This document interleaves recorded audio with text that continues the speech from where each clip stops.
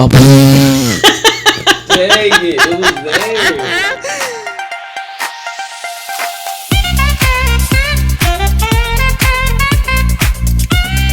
Yeah, and we're back. My name's Mason, and I recently got a tattoo. I'm Tot, and I got a new phone case. And this is What Are We Talking About? And it's Childhood Cartoons Edition. A lot of our viewers hopefully can relate, but we're about to go down a rabbit hole of our old childhood cartoons. How do you feel? I'm excited. I feel like I'm one that is always either referencing a cartoon. Yeah, that's all I've got, actually. I feel you. Nah, you have very much signature sayings you say on a daily basis. Yeah, you know what I'm saying? like, I vocal stem like no other. Like, they just come. Like... And SpongeBob is the main culprit most of the time. That's what I'm saying, bro. I don't know what kind of stuff SpongeBob was on, but it's instilled in that generation. So, let's get right into it. We're going to have a good time. So, the first question is, what was your favorite cartoon growing up? You know, as an avid cartoon watcher, to this day, which, you know, sometimes you need joy in your life, and I find joy from cartoons. So, one of I think my favorite childhood cartoon, I would have to say, is probably, and you know, this may be basic, but I think it's Totally Spies. Totally Spies off of Cartoon Network?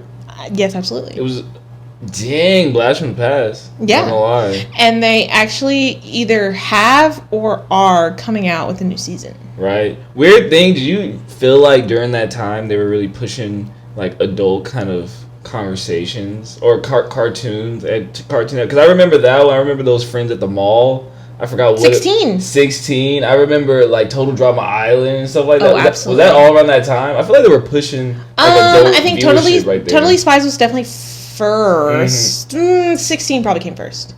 Then Totally Spies and Total Drama. I would say Total Drama Island definitely. That first season was goated. Definitely pushed the envelope of like adult viewership ish slash more like young adult slash like older teens. Right. They're trying to keep us watching Cartoon Network. Exactly. I think is what it really was because that was like they made reality TV but for children basically, and I use children loosely, obviously, because we've all watched Total Drama Island. So. And they had Adult Swim, too. They really had... They were really in their bag to go bankrupt. Like, they didn't have to do that. Moving on... Well, I have to answer. Honorable mention, SpongeBob. Because he would be up there. But if we're counting this, I have to put it number one is Avatar: The Last Airbender. Like... I have to put it just on the context because it was really ahead of its time so well that people think it's an anime. And I have to put it... But if we're not counting it, it's SpongeBob. And if we're not counting SpongeBob, it's Ed, Edd n Eddy. So much to unpack right there. So first, we're absolutely counting Avatar: The Last Airbender. And I almost also said it. I called Audible because... I feel like Totally Spies needed to be mentioned. Because you definitely got some viewers on that one. Absolutely, because Totally Spies was one of the first cartoons where girlies were wearing different outfits every episode. Most of the time, more than one outfit an episode. Exactly. Like, it very much emulated real life. This is a different day. I'm wearing this outfit today. And I feel like that show... for it being so early and for them actually doing that. And, like, I can't imagine that any TV show today has less of a budget than Totally Spies. So you're telling me that we can't have multiple outfits? You know? And I think that's another reason why me personally, too, as well, I like Star versus the Forces of Evil because she also has a variance. I watched that one. That's okay. She also has a variance of outfits as well throughout her show. It's not as... like, it's not different every episode. But it varies enough that, like, yeah, she changes her little outfit. And then, even, too, that the male character, Marco, he wears the same outfit, but it feeds into the SpongeBob thing where he has like a million of the one hoodie. Like you can see the like different ones in his closet. Different ones in his closet. So it like feeds into the fact that he doesn't technically wear the same thing every day, but he does. But it's a different article of that same thing. So that in itself is just very. That was very pleasing to me. I feel it. Number one, and then number two, Avatar is so goated because, in my opinion, it follows a story beginning to end. I love a cartoon that still has a story because for sure. Yes, because I think there is a time and place for a show that just gives you like the storyline is in that episode and then we move on to something completely random. But I think we are really missing out on like giving children more when you don't give them a story. I feel like you can lose them really quickly if you don't give them a story. For sure. That's why it was so good. Moving on to the next. What was your favorite network? Like TV network. So this is like Nickelodeon, Cartoon Network, Disney. You can even go PBS. PBS is its own thing. So I had a phase where PBS was my favorite. PBS Kids. PBS Kids. I love PBS for certain particular shows, like Oswald. Hey, Insane Pool. Yes. Oswald was my dude. Him and his little weenie dog. Yep. And then Olivia the pig. Freaking loved her. Oh yeah, you watched that though? I did watch Olivia. Freaking loved that. Olivia over Peppa all day, every day. Thank you very much. So yeah, those few different shows, absolutely love that for a time period. I also think someone could correct me if I'm wrong, and this is like unlocking a very like deep childhood. I feel like this was on Nick Jr. though. Don't fight me. I don't remember. But the Little Spider Show. Mrs. Spider's something or other. Lost me. I was about to say. What was that? What was it? Freaking Charlotte's Web. I was about to. Miss Spider's Sunny Patch Friends. What does it look like? I remember seeing that. That's crazy. I was really about to go after you and be like, I've never seen that before. Yeah, I love the show, but I can't remember what like network it came on. I feel like it was on PBS or something. I feel like it had to be on PBS, but yeah. So I loved that show, as well. So that was that for a time, and then I think after would probably be, for the most part, it's probably Nickelodeon. Honestly. Oh wow. I feel like I watched more Nickelodeon shows than Disney and Cartoon Network. Just also in the fact of like memory as well. Like as like iconic as Disney is, I didn't really watch a lot of their shows. It was mostly the DComs, and then even those, it's like there's those few like peak ones, but then most of the time I'm watching other ones. Cartoon Network. So well, I gotta go with the GOAT. Cartoon Network. Yes, bro. The GOAT Cartoon Network. I'm talking about producing Adventure Time. Regular show. And then we got the OGs like Ed, Edd n Eddy. We got Gumball. We have all types of stuff. And then at night, if you want to get a little freaky. That's crazy. That's crazy. Because it's a part of it. Don't try to act like Adult Swim. But it's really not. It because is. It's not for children. Hold up. Did you have to flip the channel to go to that one, or did it just automatically go to it? But it's not the same network. It low-key is. Toonami, everybody who's watching right now got into anime because of Toonami. You know what? Most of the time. I can't lie. Samurai Jack, stop it. Courage the Cowardly Dog, stop it. Billy and Mandy, stop it. Like, we are all day roll here. And if you a freak, Robot Chicken. Stop!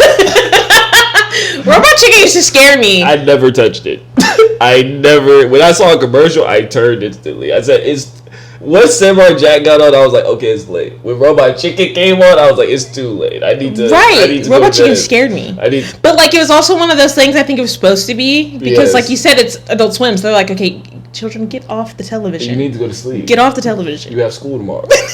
Go to sleep. That was good. Well, this segues into. Well, it really doesn't segue. You say that all the time. It kind of never It kind segues. of does because this next one I thought about. It was what was your best childhood memory involving cartoons? So like wake up early in the morning, going to watch it, or late at night with your cousins or something, or your siblings. Best childhood memory watching cartoons. Oh, this is hilarious. Okay. Okay. So when it was always around, I don't know if it was like summertime or like, I don't know when. I don't know if they even do it anymore because obviously we don't watch cable. But when they would have the Avatar: The Last Airbender marathons, where they'd play like all the episodes like back to back to back to back, me, Tanique, and LeBron would sit in the living room, like we would take over the living room TV. Right. Okay, we'd move the coffee table out of the way. Okay, and when the little ending credit song came on, we would be like, I'm so serious, like all three of us. I'm so serious, guys. And it got to the point to where I would go and put on my, Lord forgive me, I would go and put on my praise dance dress because it like Whoa! no, She said, no, guys, like the old, like the super old school, like almost zero shape, like straight A line from top to bottom with the flowy sleeves. Yes. I would go and put that on, and I would dance in it to the ending credits because I felt like Tara, and it just like I just felt like it was very fitting. And it was the only thing I owned that was like that. The Lord knew your heart. He did. He knew your heart. He did. Okay, in all things, do it for the Lord. So, I take no. I am not ashamed. Oh. But yeah, that was fun. That was a fun time. That was a while ago. But yeah. Oh well, mine was probably in Longview. I was probably super young, not even elementary school, but I used to wake up super early in the morning because I had the big TV to myself and everybody else was asleep. So early in the morning, like it would be some bangers. I can't remember what it was. Like for some reason I remember Camp Lazlo being in that mug. Oh, I love Camp Lazlo. Like it was like a morning edition where it was like super good, super good, and then all of a sudden it was like Baby Looney Tunes or something like that. No, stop! I then, love Baby Looney Tunes. I got off because I knew it was done. Your day is done. Y'all. You have to start your day at that point. When Baby Looney Tunes comes on, it's like, okay, now it's time to get to work. No, but also that just goes to show how young you were, and also how young I was, because I would get crunk when Baby Looney Tunes would come on because it'd be like the second part of the morning. But that would be back when I was at like my papa's house, like at Kara's. Right. And that's how I knew I was really, really young too, because I was like, I was there with him all day. So like obviously I wasn't in school or anything. So I literally would just be chilling watching Baby Looney Tunes. This was my favorite part of the morning is when it came on because I love Baby Looney Tunes. I thought it was cute. Some episodes was cool whenever they highlighted on like Daffy Duck or what's his name? So you're biased. What? Your character bias. Whoa, Daffy Duck is goated. I love him, but your character bias. What was that one show where he was like a galactic enforcer? He was like, don't know what I'm talking about. He was he was on, I think it was Disney. He was like a galactic, but that's off topic. But what's it called? Some of those episodes were good, but Baby Looney Tunes, it was nap time. I had to get up. That's crazy. I had to get up, yeah. Okay. All right. Which cartoon character did you relate to the most as a kid? As a child? As a child. As a child. Do we relate to characters as a child? Who was yours? I'm not gonna lie. That I relate to the most.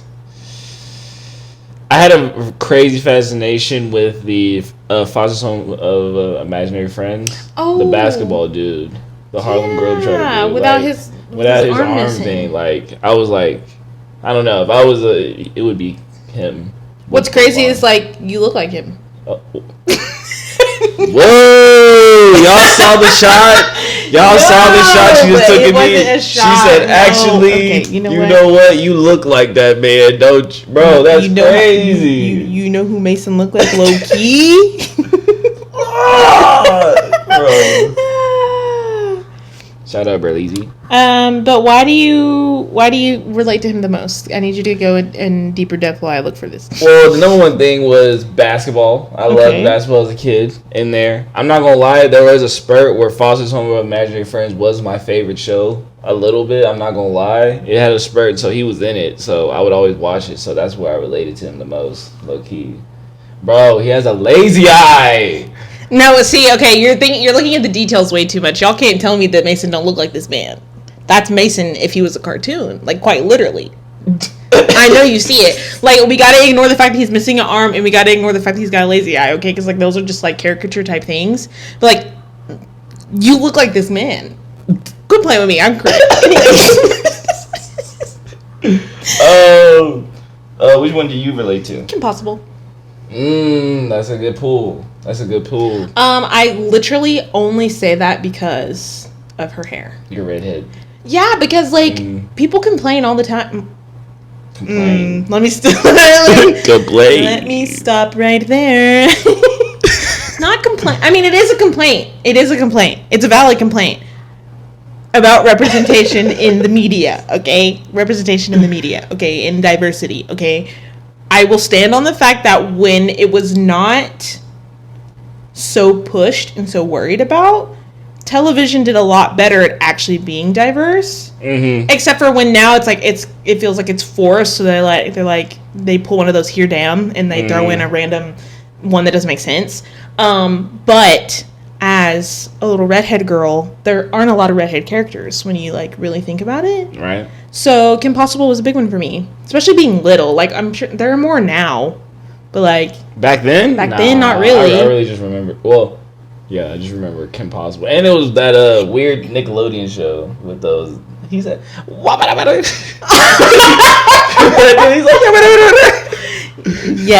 yes. And when I say a redhead character, when I say a redhead character too, I mean like more of a natural looking redhead character. Like I don't mean Fire Engine Red, okay? Because there were plenty of people that had that hair color as well, like, you know, in the Powerpuff Girls. And don't you remember from episode?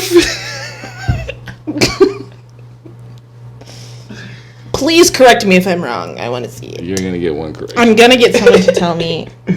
Let me feel how I feel. What cartoon do you feel was underrated? Underrated. A cartoon that's underrated. I got you for sure with one. Go ahead. Zed. No, okay, you're saying it's underrated, but I don't. Zed was underrated. I beg to differ just a little bit because there's so many people that love that show. Like, there's so many people that love that show. It's a baby. Hi, baby. Bro, Zed had me tight, bro. I'm not gonna lie. Oh, that and my gym partner is a monkey or something like that. Yeah. I watched that show a lot. Too, I did watch that show a lot. Do you know what I think that is? What? My Life as a Teenage Robot. Oh, it's underrated. It's goated though. It's top one. It's goated, and top, I do feel like it's underrated because when we go over like old TV shows and cartoons that we watch all the time, people always forget that one. They always forget that one. That's top 5 on everybody's list. Yeah. I feel like once it's been reminded, like once you bring it back up, everybody's like, oh yeah. Yeah. So I'm gonna say that's gonna be my reaction answer. was in general. Yeah. My Life as a Teenage Robot for sure. If you ever could be in a cartoon world, what would it be? In a cartoon world. Mm-hmm.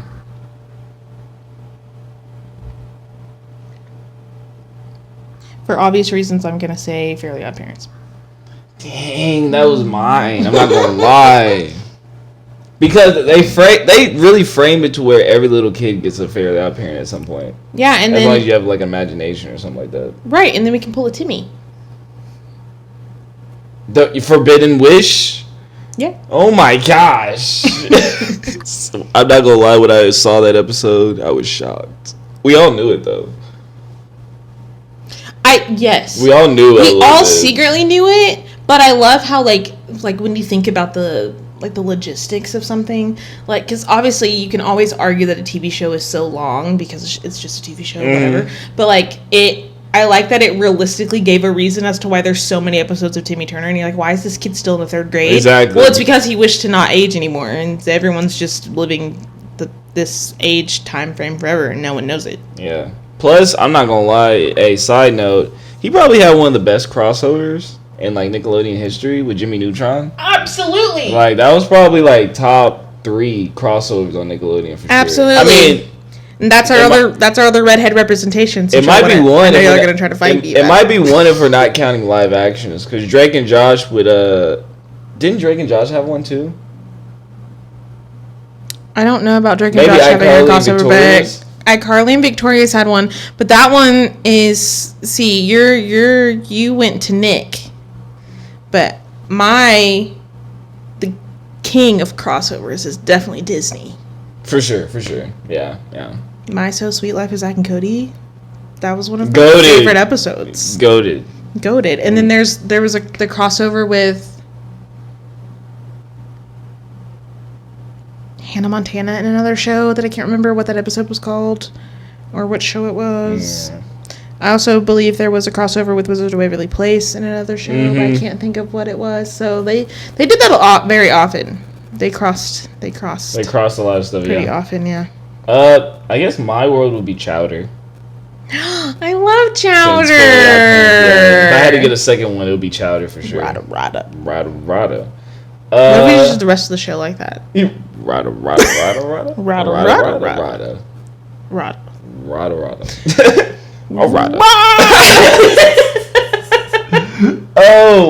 What cartoon has the best theme song? The best theme song? Mm-hmm. I don't know because I like so many of the theme songs and they get stuck in my head and I just sing them all the time. I don't know. What's your answer? SpongeBob. I mean, yeah. I feel like it's the most iconic for sure. I mean, but I just feel a sense of joy if I hear that. Like it's a sense of joy I can't describe. And I feel like if I went to the park and I just said, "Oh," everyone's like, "Who listen up?" Bro, they sung it too. Did you guys sing it? Let us know. Yes. I want to. No. But also, Danny Phantom's up there for me too. Yeah, that's a good one. Yeah, that's Danny Phantom's up there for for me. Both Nickelodeon is crazy. I'm not gonna lie. Yeah, everyone loves the Avatar intro. It's not even a song, really. Yeah. Because it's mostly just guitar talking. Yeah. But it's an iconic intro because we all know the words. I will argue they probably have one of the most iconic songs in there from Iroh, Leash from the Vine. Love that song. There's so much lore behind that song. There really is. There's so much. That's one. It was ahead of its time. Avatar: The Last Airbender. It was so ahead of its time. It was ahead of its time. All the music on the soundtrack of that show, like they put a lot into that show. They did their big ones on that one. They did their big one on that show. Yeah. Wow. I hope they're still getting their flowers. I'm sure they are. Did you say your theme song? I'm just gonna agree with you because I just like too many theme songs. Gotcha. This is the last question. Oh, You okay. feel me? So, of the live action, if the live action was perfect, what cartoon would you want to be converted into it? If the live action was perfect. My perfect rendition of a live action.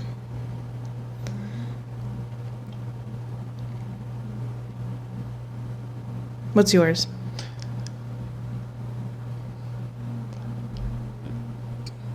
I'm searching. I'm trying to think of a cartoon with enough lore to it to where it would be amazing. Okay. I feel like your show that you watched recently, I haven't watched it yet, but I feel like that would be like, I'm thinking about those type of story modes of like with the triangle thing. Do you want Gravity Falls? Gravity Falls. I'm talking like, you know what? If Gravity like, Falls was perfect, I could see that being a good live action. Honestly, I'm thinking more along those lines of Gravity Falls, like Adventure Time, like with an insane story to where like, you know what I'm saying. So yeah, I could see Gravity Falls would be a really good. Like Gravity Falls, if it was a live action, would give me what Riverdale was trying to be in the first 2 seasons. And honestly, if it was done perfectly, I would definitely get behind that and watch that for sure. Now, I will say for the audience, at this point, we can stop with the live actions. At this point, we can stop. Some of them were cute. Like, I thought it was cute that they were doing, like, the iconic princesses. Mm. I thought that was a cute wave. And then we started doing it to everything. And then we started messing them up. And I'm like, let's just stop. Just stop with the live actions. I mean, How to Train Your Dragon was cool. That is true. That's also not Disney. But... Well, it wasn't strictly for Disney, though. True, but Disney's the only one that's messed theirs up. So you're saying Disney themselves stopped making live actions? At this point in time, yes. But I would also be okay if everyone stopped. Oh, dang. But no, How to Train Your Dragon was a great live action. Yeah. Like, if you're gonna do a live action, they're the blueprint to do it. And honestly, like, Cinderella and Belle, those were good ones, too. Mm. I enjoyed those 2 live actions. And then all the rest of them, I'm just kind of like, yeah.